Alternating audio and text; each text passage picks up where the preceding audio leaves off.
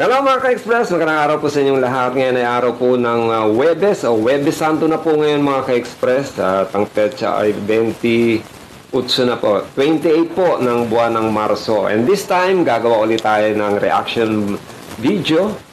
Siyempre, saan pa ba? Kanino pa ba tayo gagawa ng reaction na video? Dito po sa cover song na naman ulit ng Franz Rhythm.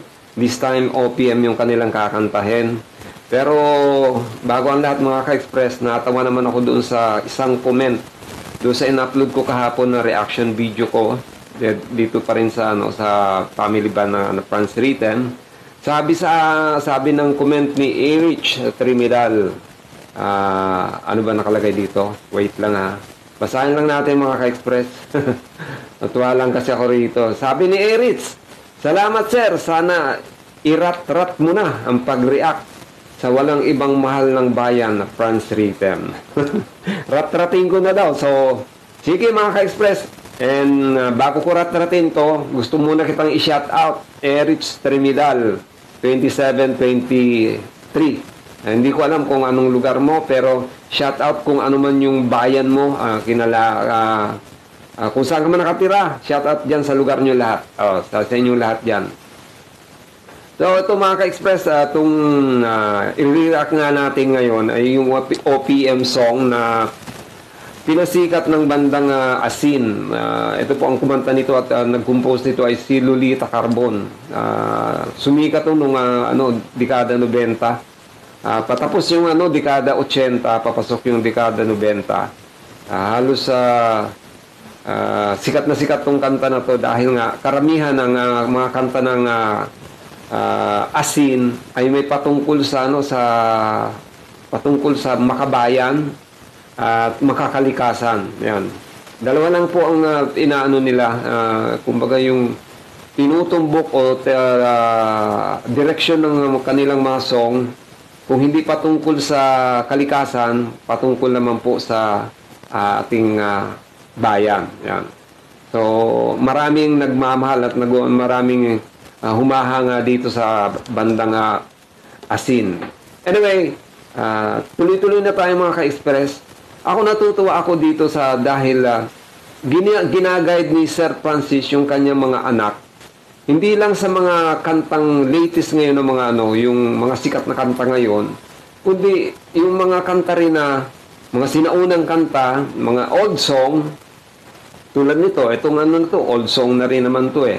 Kung may papalagay mo ng old song tong kanta ng Asin na Usok. Kasi dekada 80 pa to na patapos ang dekada 80 ay napapakinggan ko na to. Kaya yung mga batang 80s, batang 60s, 70s, 80s, yan talaga halos puros mga old song lang talaga ang mga niyan, inabutan. Yung mga bagong sibol, yung mga millennials, karamihan yan, puros mga sikat ng kanta ngayon. Mga latest songs na. Yan ang kinagusto ko dito sa family band o itong Franz family band. Kasi hindi lang tinuturuan ni Sir Francis ng mga latest song yung kanyang mga anak, kundi ganoon na rin sa mga lumang kanta. Lahat ng iba't ibang klaseng genre sa musika ay naituturo niya sa kanyang mga anak. So maganda po yan na mas lalong nadadagdagan yung kaalaman ng kanyang mga anak sa larangan ng musika. So wag na natin patagalin mga ka-express, pero bago po ito simulan, gusto ko pong sabihin sa inyo na pag ako nagre-react, nagbibigay ng reaction, hindi ko po pinuputol, hindi ko po kinakat-kat-kat. Okay lang po akong ma-copyright. Ang gusto ko kasi dire-diretso para hindi rin po kayo mabitin. So, ito na po mga ka-express. Ang bandang family band ng Franz Rhythm sa kanilang cover song na Usok by Lolita Carbon ng Asin.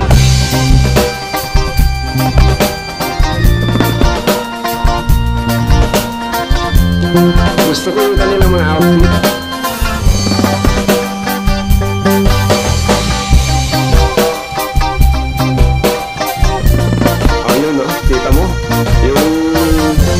Ginagawa ng Sir Francis, ginawa niyang marakas yung maliit na drum. Yes!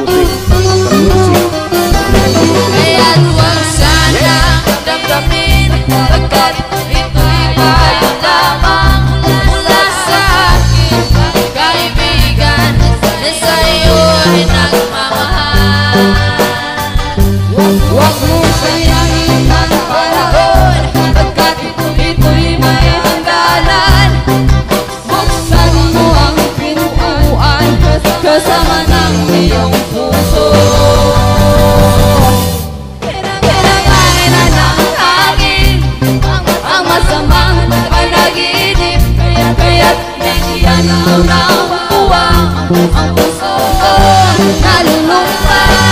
Isip mo'y unti-unti nawawalan. Nalilito ang tulad ko'y parang usok, unti-unti natalaho.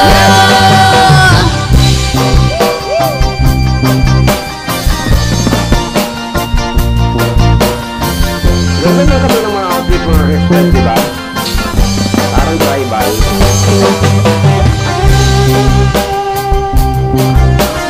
Pero may naalala ko dito kay Chen, yung lagi nakapang face.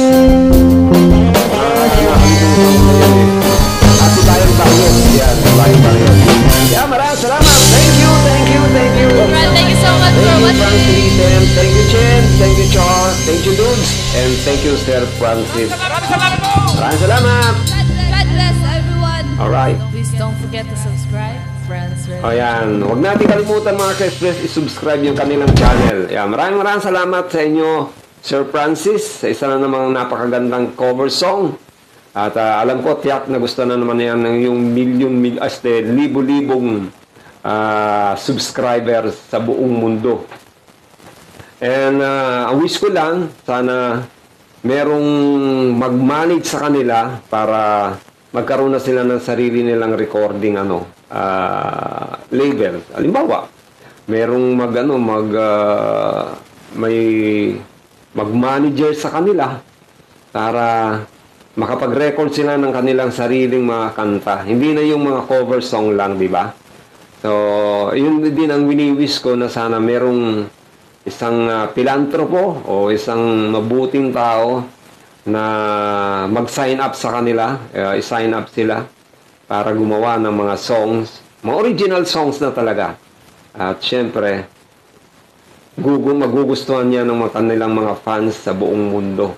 Hindi lang po dito sa Pilipinas kasi kadalasan sa mga cover songs, sa mga videos na ina-upload nila sa kanilang channel, nakababasa ko rin yung mga comment. May mga nagko-comment ng mga Kastilaloy, may mga Spanish, may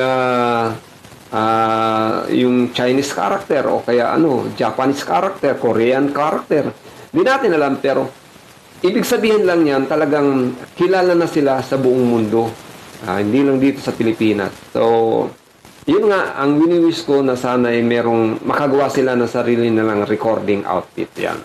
So, hanggang dito lang mga ka-express. Maraming salamat po. And abangan niyo po sa mga susunod na reaction video na gagawin natin dito sa Franz Rhythm o Franz family band ng Franz Rhythm.